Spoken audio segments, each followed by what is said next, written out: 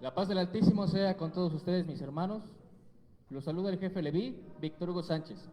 Hoy nos encontramos con nuestro hermano, jefe sumo sacerdote, desde la sede jefatural del sello tercero. Hoy vamos a conocer un poco de su historia, de su trayectoria y de todo esto que rodea a la historia del sello tercero. Bienvenido seas, mi hermano. Gracias por recibirnos en tu casa. La paz del Altísimo sea con mis hermanos.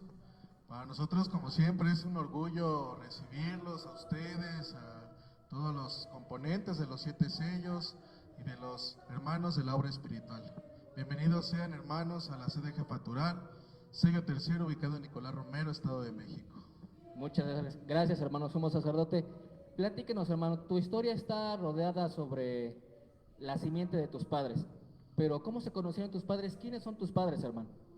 Ya, pues verá, mis padres se conocieron en el recinto espiritualista Trinitario Mariano, allá en Escaposalco, en Monte Tabor. Ellos, Abelina Ramírez Melesio, guardiana del sello tercero, y Alfonso Abasolo López, jefe sumo sacerdote. Ellos se conocieron en este recinto, los dos llegaron solteros, y por medio del conducto de la inspiración divina llamada o comúnmente conocida como cátedra, les habían dado a ellos otorgado un presente de forma espiritual, que ellos abrirían un recinto, cada quien por su lado, y cuando ellos se unieron, entablaron esas fuerzas para edificar lo que hoy conocemos como la sede jefatural, hermano. Empezaron siendo un recinto espiritualista trinitario mariano. ¿Cómo se llamaba ese recinto y qué recuerdos tienes tú sobre ese lapso de la historia? Sí, este recinto se llamaba Luz, Amor y Caridad. Y pues yo crecí en torno de todos los martes, los viernes, los días primero, de las curaciones, de los cultos, las cátedras, pues siempre estaba presente. Nos levantaban temprano para ayudar a las labores de la iglesia. En su momento, pues en los inicios nos tocó levantar, construir físicamente, me refiero, los tabiques, junto con los hermanos de la generación de ese tiempo. Cabe de recordarlos porque pues las paredes tienen ese mérito de Rosaura, de Yolanda, de Lupita, como se conocía comúnmente por acá. Y ellos iniciaron el espiritualismo trinitario mariano. Cuando este recinto cambia al eliasismo, ellas abrazan al eliasismo de una forma singular, que hasta la fecha hoy en día nos mantenemos.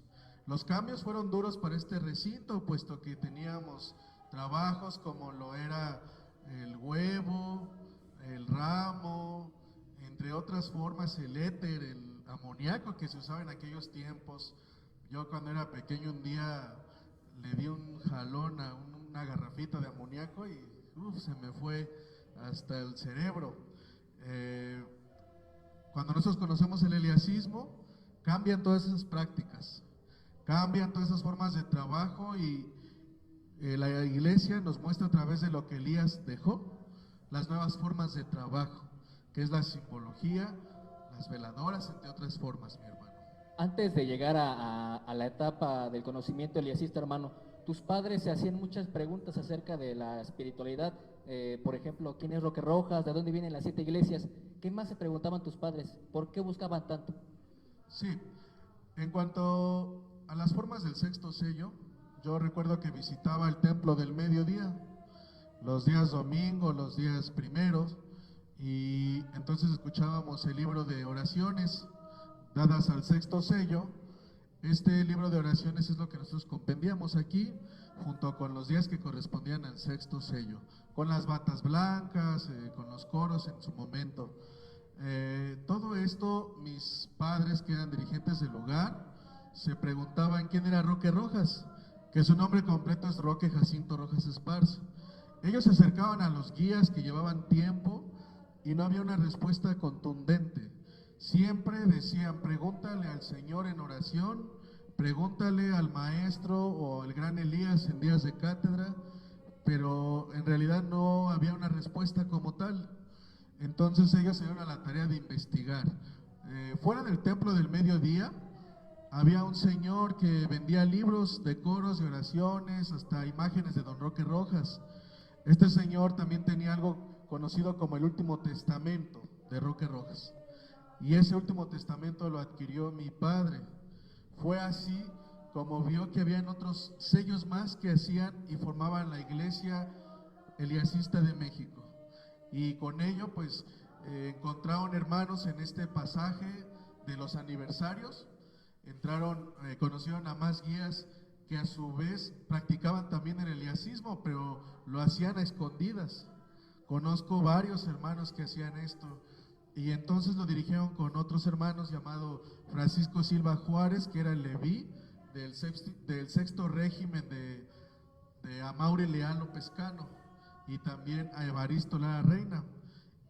Con ellos llegó mi señor padre, y entonces conocieron esta parte de cómo se forma un altar, de por qué ya no son labriegos, sino son llamados sacerdotes, por qué sacerdotes y por qué sacerdotisas, por qué vestían de blanco y no solo una bata blanca, por qué cada sello tenía días específicos para glorificar a Dios, inclusive los días martes y viernes que hoy comúnmente se trabajan los recintos, esos días en específico eran del séptimo sello. Y nosotros en el sexto sello lo hacíamos así, ¿no? Así es. Pero eran los trabajos del séptimo sello, hermano. Entonces fue así como se cambió esto, y el espiritualismo trinitario mariano que conocíamos era una sola séptima, que era solo el sello sexto. Entonces, con los elementos del sello tercero, que incluyen los cultos que don Roque Rojas dejó, que incluyen las marcas, en específico las marcas que nosotros conocíamos, las daba el Maestro Jesús. Él te daba una marca y se trabajaba con un llamado ser espiritual. Entonces, cuando llega el eliasismo, vemos esta forma distinta de cómo don Roque Rojas dijo que se tenía que hacer la marca, y en el Último Testamento así señalaba. Inclusive hoy en mis tiempos que he caminado, donde he estado con otros espiritualistas trinitarios marianos, como lo es en Oaxaca, ahí marcan como marca el Último Testamento, pero lo hace el Maestro Jesús. Es decir, que hicieron un revoltijo o combinaron todas las formas. Cuando reciben algo aquí en su frente, que cuando yo lo recibí por mano del jefe Leví Francisco Silva Juárez, para mí fue distinto. Marcado a la tribu de Zabulón, hermano. Y hoy en día muchos se preguntan, ¿cómo es esto de las tribus? Si a mí me marcaron en el sexto sello, yo soy Simeón. Inclusive revolvieron con otras tribus que son las zapotecas, las aztecas, las mazatecas, que no tienen nada que ver con las formas de don Roque Rojas, con las 12 tribus. Inclusive aquí teníamos a Venado de la piel roja, teníamos a la pluma de oro, teníamos a nombres así extravagantes, ¿no? Sí, pero no sabíamos de dónde venían. Entonces fue cuando a nosotros nos enseñaron que el eliasismo se revolvió, o más bien lo revolvieron con el espiritismo, donde trabajaban con entidades espirituales. Hoy en día el conocimiento eliasista a través del SEM nos enseña que la facultad del sacerdote a través de la simbología suplementa a lo que fue enseñado por los espiritualistas. Y antes de que tus padres llegaran al gran árbol que es el eliasismo, conocieron una parte de sus ramificaciones que es el asuncionismo. ¿Cómo tus padres conocieron el asuncionismo y cómo es que se convencen del eliasismo, de la iglesia dejada por Roque Rojas? Para nosotros fue algo muy complicado esta transición, donde miramos que la obra instituida por don Roque Rojas fue una obra dividida desde los principios de los tiempos a la muerte de don Roquito. ¿Por qué? Porque nacieron varias corrientes divididas del sello primero, del sello sexto y del sello séptimo, y a través de cada sello también habían más divisiones. Entonces hoy en día nos encontramos que del eliasismo original hay más o menos como 40 divisiones. Nosotros conocimos dos, una que era el espiritualismo trinitario mariano del sexto sello, y la otra fue la iglesia patriarcal del séptimo sello. Entonces, en el séptimo sello hubo una reforma que fue la reforma asuncionista. Nosotros llegamos cuando existía esta reforma asuncionista, donde en aquel tiempo el dirigente cambió varias cosas de don Roque Rojas, es decir, que no eran las que estaban fieles al eliasismo. Y entonces los recintos, inclusive las personas vestían del hábito de color rosa, que era el del cuarto sello, que era el asuncionismo. Y cuando llegamos con la iglesia de Elías, que fue con don Evaristo Lara Reina, nos enseñó que esa reforma no era válida, puesto que era algo personal del que dirigía ese sello o esa iglesia. Y esto hoy en día sigue pasando lo mismo, donde cada guía o cada sacerdote que se hace llamar de la iglesia de Elías pone de su parecer o de su semilla o de lo que considera que es correcto, lo pone en la obra. Y así nos pasó a nosotros, hermano. Los cuadros eran distintos, inclusive el ojo de la divinidad era distinto. Hoy en día sabemos que solamente es una pupila, porque en muchos lados ponen una ceja, ponen una lágrima, y no es así. De hecho, el fondo, como dice el Último Testamento, es color azul. Así es, mi hermano. Muchas gracias. Llega don Francisco Silva Juárez, don Evaristo Lara Reina, a este lugar donde estamos ahorita contigo. Tú eras todavía un pequeño de 8 o 10 años. El Leví Francisco Silva Juárez te bautiza y te marca. Ahorita ya que eres un adulto, que eres jefe de iglesia, ¿qué importancia tiene para ti ese haber recibido ese sacramento de uno de los jefes más queridos dentro de la historia de la iglesia? Pues me siento orgulloso porque la línea sacerdotal o la casta de Elías no se ha perdido, que tenemos los elementos suficientes para seguir como la iglesia que instituyó Roque Rojas. Y para mí eso ha sido un ícono, porque sin conocimiento, cuando uno es niño, no sabe lo que uno recibe.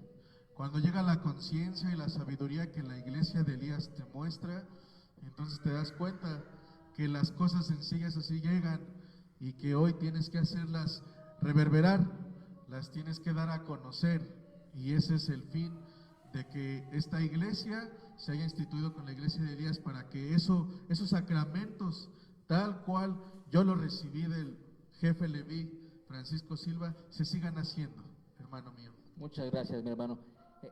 ¿A qué edad tú comenzaste con las labores en la iglesia? ¿A qué edad te pusieron a hacer un culto?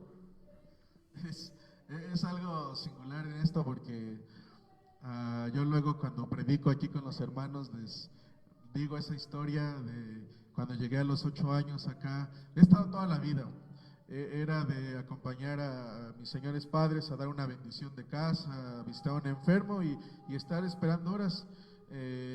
Sufrí en aquel momento el viajar desde este lugar, Nicolás Romero, hasta Iztapalapa, Ciudad de México, cuando no había metro, y nos tocaba, bueno, a ellos les tocaba ir al CEM, donde recibían sus clases todos los sábados, y entonces eran 4 horas de viaje de ida y 4 horas de regreso. Y lo que nos compensaba a nosotros, a mí y a mi hermana de sangre, era que al final de recibir las clases, llegábamos al Metro Ermita, de Iztapalapa al Metro Ermita había una combi, y nos invitaban unos tacos de suadero, que eran en aquel tiempo 10 pesos la orden. Y ese era nuestro gusto. Dentro de la iglesia, pues me traían acá. Ahora miran las macetitas, pues también hay floreros ahí. Un servidor lo ponían a lavar floreros.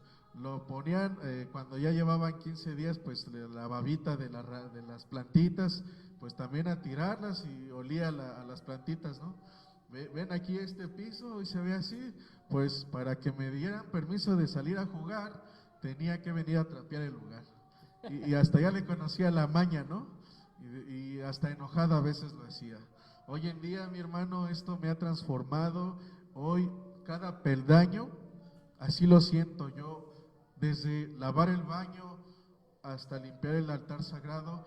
Hoy digo, déjame limpiar mis penas y mi culpa, Dios mío, porque así lo siento.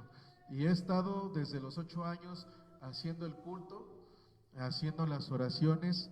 No sabía leer de todo, porque tenía muchos errores. Inclusive un día me salté una línea donde se dice el santo, santo, santo, con la campana, y pues ya los hermanos se lo sabían y yo me había brincado.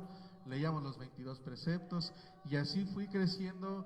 Cuando fui joven fui rebelde, porque pues yo le decía a mi mamá, oye, yo ya no quiero estar en la iglesia, si tú quieres estar, pues bendito Dios, pero a mí déjame vivir la vida, yo quiero salir con mis amigos, y pues como toda madre decía, pues eso está mal, que te pierdas por allá, y pues uno va haciendo conciencia con el tiempo, y entonces mayor edad empecé con mi padre a ayudarlo en otro recinto, tanto que estaba en Hidalgo, el santuario de Acer, como el de Tlaxcala, que era el santuario de Gad, y cada domingo estaba con él, y me levantaba temprano a las 8 de la mañana para estar a las 10 en el culto, y pues desde luego, ¿no? Yo hacía el culto, me iba hasta atrás, me iba a echar una siesta, ¿no? Porque a veces no me interesaba sinceramente lo que la cátedra decía, pero cuando un día me senté, después de que tuve una situación complicada en mi vida, me senté hasta adelante y escuché, y pareciera, como dicen todos, ¿no? La cátedra, la inspiración divina, pareciera que era personal, ¿no? Personal para mí, y dije, Señor, pues aquí me tienes, y de la edad de los 23 años, empecé en el sacerdocio Elías, hermano, y me consagré, y me ungí, hermano. A los 25 años, hermano, eres exaltado a guardián del sello tercero. ¿Qué importancia tiene para ti ese cargo? En los arbores de mi consagración, que fue por parte de mi padre, y la unción, todavía recuerdo aquí en este lugar, que no había nadie en la unción, no había, estábamos solo mi señor padre, mi madre pues había ya muerto hace años, y estaba un servidor, y fue un día jueves, lo recuerdo, que pues vaya, fue complicado, ¿no? Me dijo, hijo, te ha llegado tu tiempo. Le dije, adelante.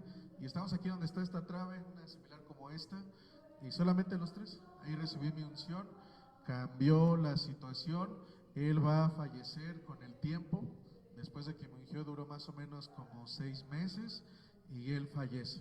Cuando él fallece, la iglesia eliasista de México requiere un guardián, y yo fui llamado para esa situación. Desde el día que fui guardián, para mí ha sido apasionado, porque desde que yo fui guardián, fue la primera vez que viajé con la iglesia, que viajé al Puerto Vallarta, por allá estuvimos, y yo le juré fidelidad a la iglesia de Elías, que no la traicionaría, que seguiría con ellos y que haría la unión con la iglesia, tanto los hermanos que correspondían a sello tercero, como de los otros sellos. Y así fue como llegué a ser guardián. Para mí fue un pláceme, de verdad que yo me sentía en mi elixir, en mi juventud. Inclusive un maestro y amigo que quiero dentro de la iglesia, el jefe rabino, me decía, en esa vez que fuimos a Puerto Vallarta, le dije, hermano, vamos tantito a la playa. Dice, hermano, tú estás joven, el día que llegues a mi edad, vas a ver que vas a querer dormir, descansar o disfrutar a la familia. Y si ahorita estás joven, y ese día ya me llegó, han pasado 8 años después de que fui llamado guardián del sello tercero, y hoy digo, ya no quiero ir. Inclusive hoy que vamos a visitar las playas como de Coatzacoalcos, las playas como de Oaxaca, hoy digo, gracias, quiero descansar. Así es. Y así fue mi historia, hermano, como guardián. Eres nombrado guardián, hermano. A la muerte de tu padre se requiere un nuevo jefe sumo sacerdote.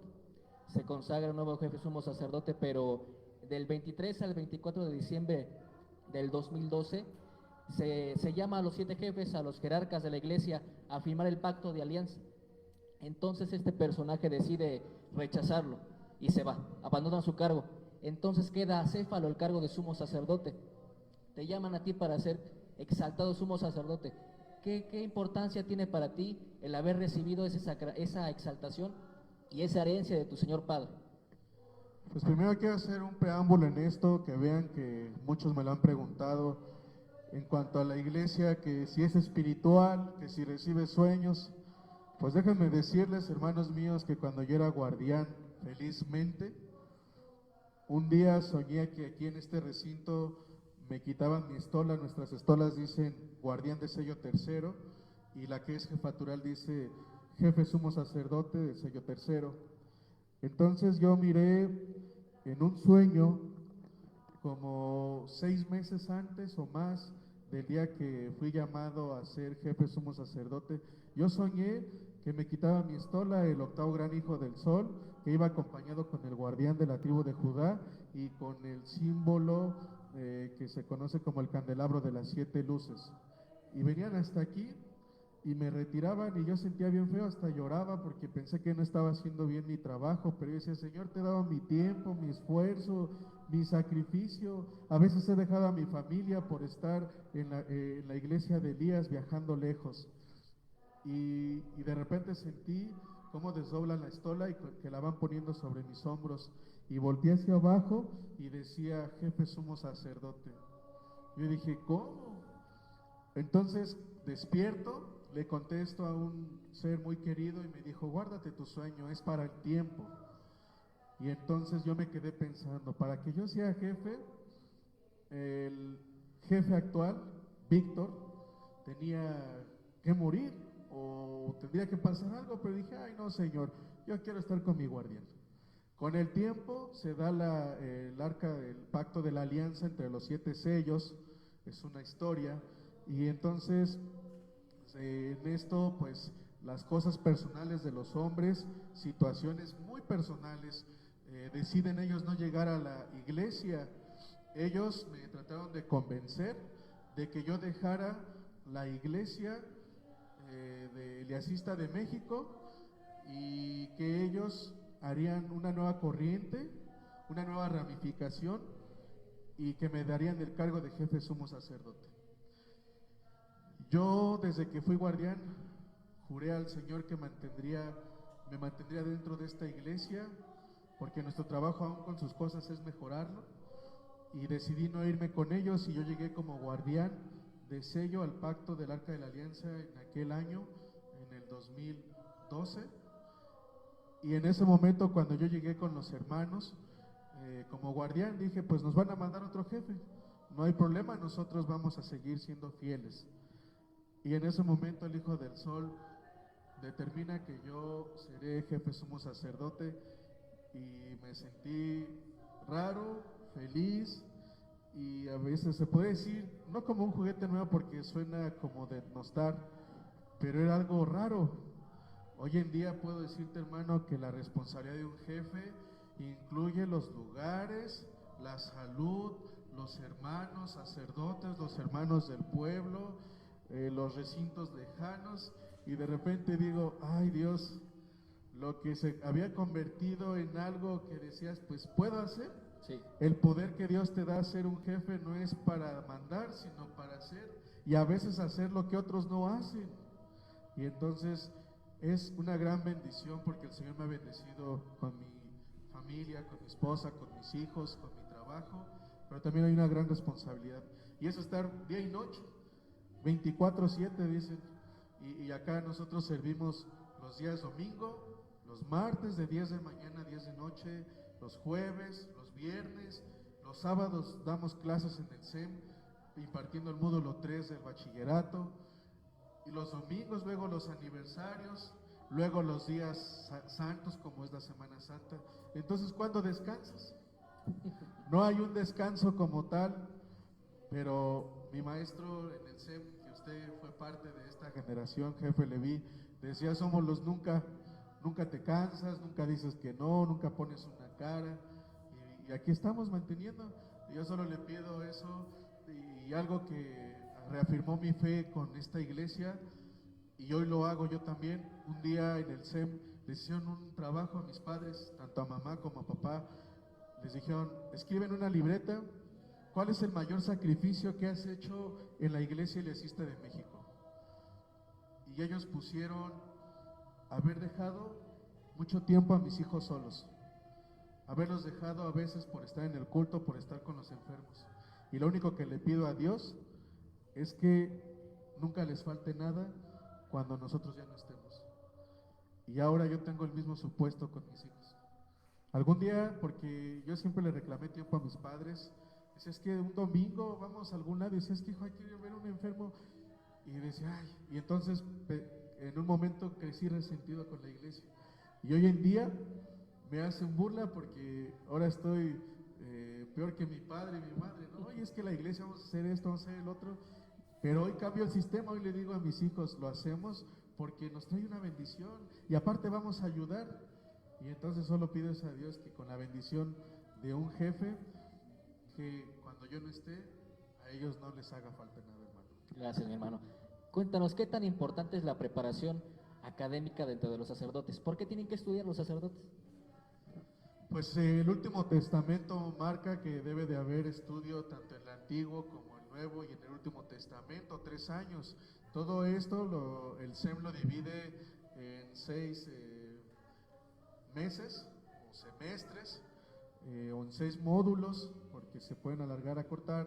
Lo divide y trae todo el conocimiento del por qué una nueva iglesia, por qué dones, por qué gracias, por qué privilegios, por qué nuestros dogmas, por qué la ley orgánica. Todo eliasista debe de conocer. La iglesia se divide en varias partes o en varias séptimas, como lo es el gobierno de la iglesia, como es la parte dogmática, como es la parte espiritual o sacramental. Dentro de esto, a grande y a grosso modo, mi cargo como jefe sumo sacerdote dentro de la iglesia es que las oraciones, los cultos dejados por Roque Rojas no sean movidos, ni sean cambiados. Ejemplo es como el libro de las oraciones, que tiene elementos que son del culto eliasista, pero no, hay otras oraciones que son incluidas de índole espírita. Y la índole espírita quiere decir que cuando ves en esa oración tiene otra forma, totalmente distinta a la forma de Roque Rojas. Y el conocimiento que te da el SEM es esto, es el conocimiento sobre las cosas de Dios, sobre la parte esotérica, sobre la parte espiritual, la parte sacramental. Por ejemplo, esto que ustedes miran aquí, desde estas cortinas se llama Santo Santorum, o el lugar más santo, sagrado, y muchos hermanos dentro de muchos recintos se pasan sin guardar un respeto, sin saber qué significa este lugar sagrado, y también se conoce cómo se hace sagrado todo esto, solo porque yo lo considero o el sacerdote tiene la capacidad de sacramentar y hacer sagradas las cosas. Esto es el conocimiento que requiere la iglesia para llegar a ser. Desde un sacerdote consagrado se requieren meses para llegar, más o menos como 6 años, pero nunca dejas de estudiar, un eliasista nunca deja de estudiar. Este octavo régimen ha pugnado mucho por el estudio, no solo la parte sacerdotal, que es el conocimiento de lo sagrado, sino también en las licenciaturas, en las universidades. Y entonces este octavo régimen, el octavo gran hijo del sol, ha determinado que no hay edad para el estudio. Ejemplo tenemos del cuarto sello, la hermanita de más de 60 años que terminó su primaria y va con su secundaria. Y muchos dirán, ¿ay, eso qué? Pues yo los invito a que terminen su universidad. Así de sencillo, hermano. Muchas gracias, mi hermano. Ahora, como jefe, sumo sacerdote que eres, ¿cómo proyectas a la iglesia? ¿Cuál es tu visión de la iglesia dentro de 10 años? Yo miro una iglesia que lleva conciencia, con este tenor de que cambian las instituciones, primero deben de cambiar los hombres. Y cambiar nosotros es una forma difícil cuando no se conoce, pero fácil cuando tienes los medios y las formas para diferenciar lo bueno de lo malo. Yo miro una iglesia con conciencia, una forma distinta y un camino a seguir, porque eso es el eliasismo. Hay muchas religiones y yo las respeto a todas. Así lo dijo don Roque Rojas, el respeto. Y yo considero que esta religión para mí fue el camino que yo decidí optar por todo lo que enseña. ¿Y dónde la veo parada? En los próximos años, cruzando fronteras, pero llevando el eliasismo como fue dejado, no quitando las cátedras, no quitando los altares, no quitando o haciendo nuevos libros de procedencias que no se sabe de dónde son. Mi trabajo dentro de esta iglesia y el grano de arena que aporto es hacer llegar la información, quitar, como decían, la paja de la cizaña y dejar lo que ha dejado Roque Rojas. Habrá quien diga no, porque no es así, porque muchos dicen que todo me lo da Dios, y eso es una forma errada, cerrada e inconsciente de pensar que todo te da Dios. Y si así fuera, yo les puedo decir, pues, hermanos míos, deja de comer, deja de hacer muchas cosas, es más, deja de enamorarte. Hay cosas que son personales y que Dios no se mete, porque Él te ha dado algo, ¿no?, que se llama libre albedrío. Y cuando nosotros nos consagramos, dejamos parte de eso o todo para darnos a Dios. Y entonces así veo la iglesia, una iglesia que lleva el sentir de Dios, porque una nueva iglesia, no sé si las otras han fallado, no lo sé, pero sé que aquí te curas, sé que aquí hay dones, hay visiones, hay gracias, privilegios. Con decirles que dejó una mujer que sea sacerdotisa, y el sacerdote Elías se puede casar y puede tener una familia, y muchos dirán, ¿cómo? ¿Un sacerdote casado? Pues tu mente es cerrada, porque eso solamente es para los católicos. Pero el sacerdote Elías se puede casar, como lo fue el sacerdote Joaquín, abuelo de Jesús. Era casado con Ana y tuvo a la Virgen María a los 90 años. Era un sacerdote casado. ¿Dónde dice que no te puedes casar? Pues esto es lo que quiero que se conozca, hermano. Que lleven la mente abierta. El eliasismo te abre la mente, te hace razonar, y con esto entra la filosofía, entra la lógica en muchas cosas. Así es. Es parte de cómo yo veo la visión del eliasismo. Pero algo que es muy importante, hermano, es que nosotros, hablo en muchos, no nos gusta estudiar. A veces no nos gusta ir a la cátedra, decimos otra vez 2 horas aquí. Pues a veces cuando estás enfermo te pasas sin cada 10 horas pidiendo por tu familiar o por ti mismo. Entonces a veces es difícil llevar ese conocimiento y sacrificarte. A veces compras otra cosa y no compras un libro, y eso es la conciencia que quisiera que tomara la gente. Cómo nosotros podemos cambiar, no es el hábito, es la conciencia, hermano. Muchas gracias, hermano sumo sacerdote. Para concluir, me gustaría que nos compartieras unas palabras de orientación, de consejo para nuestros hermanos que nos ven. Muchos de ellos se encuentran confundidos, tal vez otros preguntándose por qué la iglesia eliasista, por qué los 7 sellos, por qué Roque Rojas.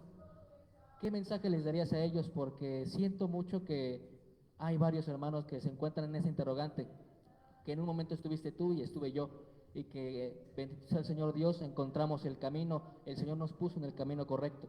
¿Qué les dirías a ellos, hermano, que andan buscando las respuestas? Mi hermano, si alguna vez te preguntaste dentro de la obra, ¿dónde está para conocer más? Yo te recomiendo que leas la apología de la iglesia de Elías llamado el Apocalipsis, o la revelación, la santa revelación de Juan el teólogo en la isla de Patmos, donde habla todo lo que tú miras al entrar a un recinto, donde habla de las iglesias, Éfeso, Esmirna, Pérgamo, Tiatira, donde habla las tribus de Israel y los marcados, así también como los hombres que portan de blanco y levantaban una vara y decían, santo, santo, santo. También habla de la inspiración divina. Hermanos míos, no crean que esto es nuevo. La inspiración divina existe desde mucho antes del Señor Jesús, cuando hablaban los profetas en nombre de Dios y decían, tiembla, oh Israel, el Señor es uno, eterno y todopoderoso. Eso era inspiración divina, eran las cátedras de aquel tiempo. Asimismo, el Apocalipsis es el respaldo de nosotros. Quiere decir que estamos viviendo tiempos apocalípticos, pero ten cuidado, hermano mío, porque mucho de ellos se habla en simbolismos. Esto es un símbolo, quiere decir un lenguaje de cómo Dios se comunica. Muchos confunden a algo que dice ahí, que dice la mujer hermosa vestida del sol. Piensan que es la Virgen de Guadalupe y no. Aquí está, miren, por allá se ve la mujer hermosa vestida del sol. ¿Pero qué representa esa mujer? La iglesia, todos nosotros. Entonces el Apocalipsis está lleno de muchos simbolismos. Yo te invito a que te acerques a cualquier recinto eliasista para que comprendas que esto no es nuevo.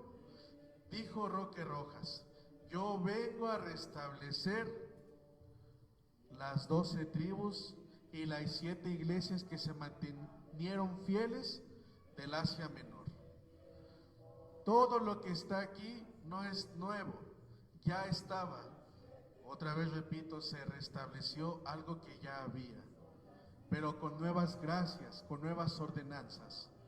Entonces, acérquense, no dejes que Dios te va a iluminar, como dicen. Acércate y cuando tú lees un libro, Dios entonces te ilumina para que lo comprendas. Y si lo vuelves a leer, entonces tomas conciencia de ello. Y así te vas a evitar tú hacer una limpia con huevo, con ramo. Te vas a evitar poner 3 limones atrás de una puerta. O vas a decir que Dios siempre está en tu casa, cuando tu casa siempre está peleando. Eso es lo que la iglesia te enseña. Es lo que yo les comparto a mis hermanos que busquen el eliasismo. No puedo ahorita hablarles de mucho, porque requiere muchísimas horas de entender la parte de Dios, la iglesia espiritual de Elías. Muchas gracias, hermano sumo sacerdote. Nos queda claro que el Señor Dios los destinó a ustedes, a ti y a tu familia, para el camino del Señor, para servir a la hermana humanidad.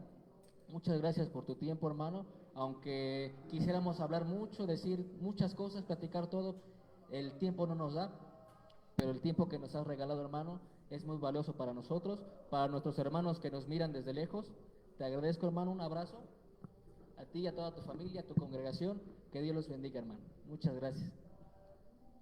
Muchas gracias, mis hermanos, su esfuerzo, jefe Leví, por permitir y darse ese tiempo también. Y gracias a mis hermanos que nos siguen en este streaming por tener su tiempo. Y si después lo miran con más calma, yo espero sus respuestas, porque yo para ustedes siempre tendré el tiempo. Inclusive de viajar, puedo estar también para donde se junten 3 o 4 personas, puedo llevar esta enseñanza. Mis hermanos, siempre mi tiempo es para Dios, para ustedes. Y gracias, hermano, por todo esto que nos compartió y que permitió usted darse esa oportunidad de entrevistar a los jefes, de entrevistarlos, porque la historia es singular de cada quien. Así es.